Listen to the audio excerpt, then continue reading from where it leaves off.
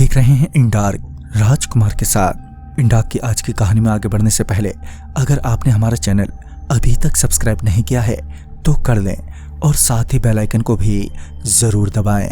तो चलिए बढ़ते हैं आज की कहानी की ओर। दोस्तों, बिरजेश की अचानक ही तबीयत बिगड़ गई थी।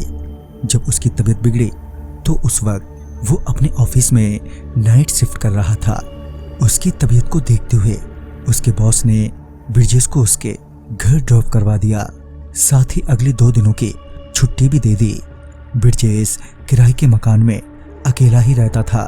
ऐसे में बिरजेश की परेशानियां थोड़ी बढ़ गई थी। बीमारी के पहले दिन तो बिरजेश दवाई खाकर पूरे दिन आराम ही करता रहा। फिर दूसरे दिन तक बिरजेश की तबीयत काफी हद तक ठीक भी हो गई। शाम होते होते बिरजेश की तबीयत बिल्कुल ठीक हो चुकी थी।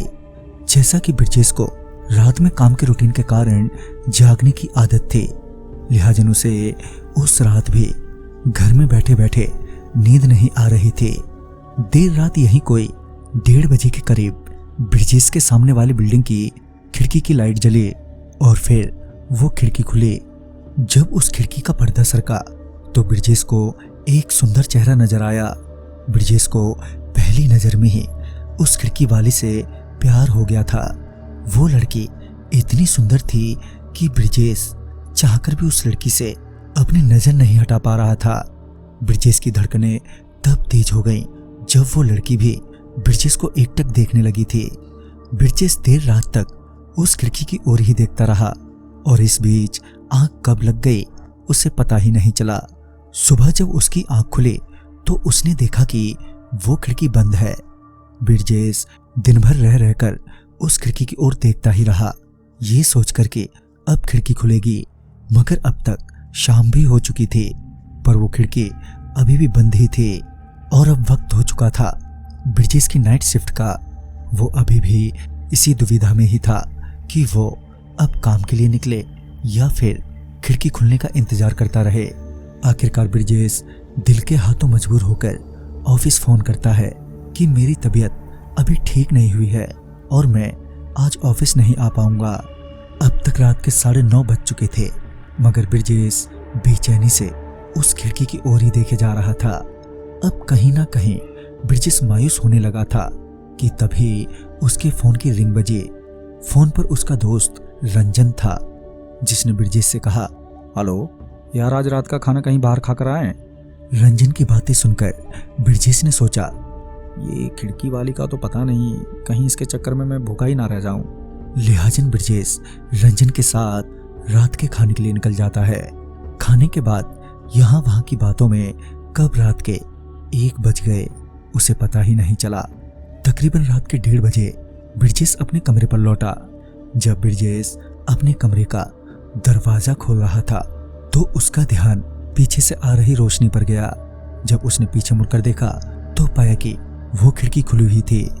उस कमरे की रोशनी देखकर बिरजेश को लगा कि चलो आखिरकार ऊपर वाले ने उसकी सुन ही ली। वो खिड़की बिरजेश के बालकोनी से बहुत सटा हुआ था। लिहाजन बिरजेश उस लड़की के दर्शन के लिए अपनी बालकोनी की ओर बढ़ा, इस उम्मीद में कि शायद आज भी नजरों से नजरें मिलेंगी। कुछ देर तक बालकोनी में खड़े होने के बाद भी जब उस लड़की के दर्शन नहीं हुए तो बिरजेश बालकोनी के रेलिंग पर खड़े होकर उस कमरे के भीतर झांकने लगा था, मगर बिरजेश को तब भी वो लड़की कहीं नजर नहीं आई। बिरजेश बालकोनी की रेलिंग से उतरकर अपने कमरे की ओर बढ़ा ही था कि किसी की पीछे से हंसने की आवाज आई।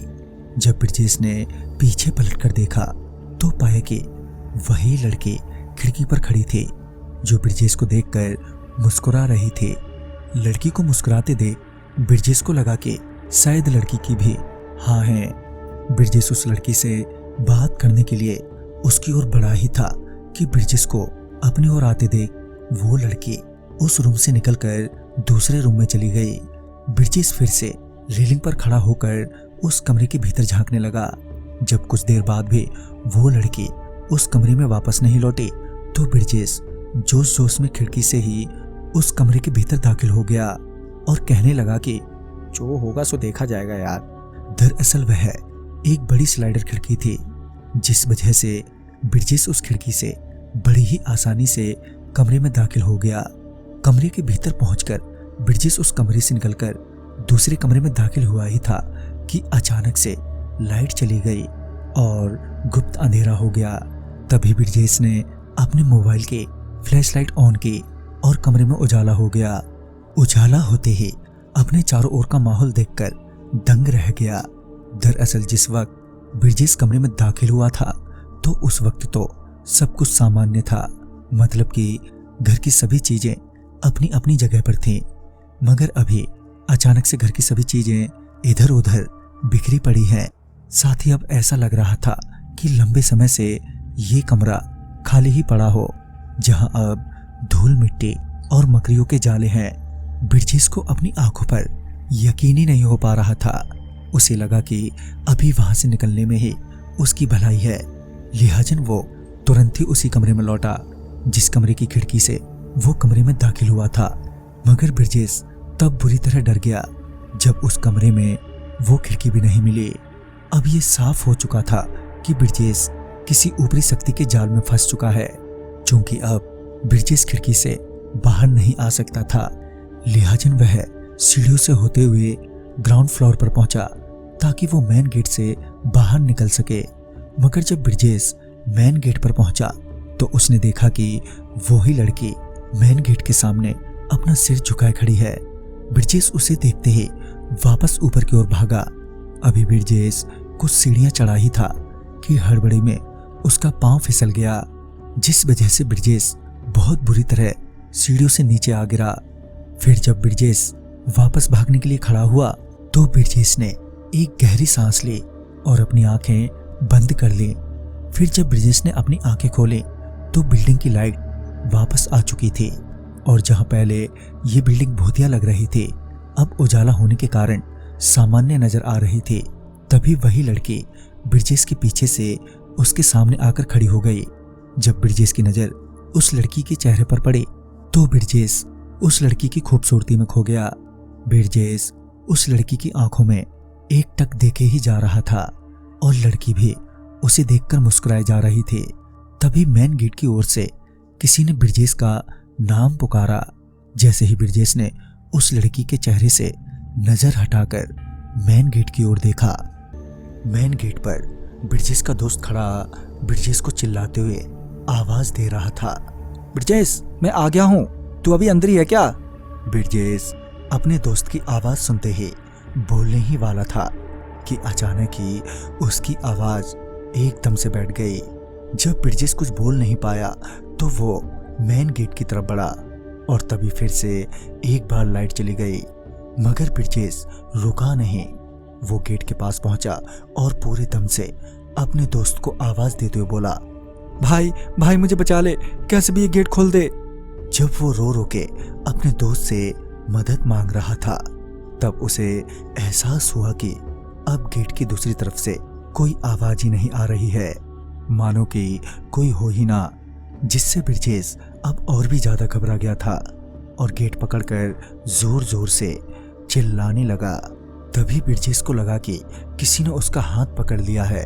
ब्रिजेश अपना हाथ छुड़ाने की कोशिश ही कर रहा था कि लाइट आ गई। लाइट के आते ही ब्रिजेश ने देखा कि वो किसी गेट पर नहीं बल्कि किसी कमरे में है और उसका हाथ उसी लड़की ने पकड़ रखा है जिसके चेहरे और पूरे शरीर पर बहुत ही चोट के निशान हैं।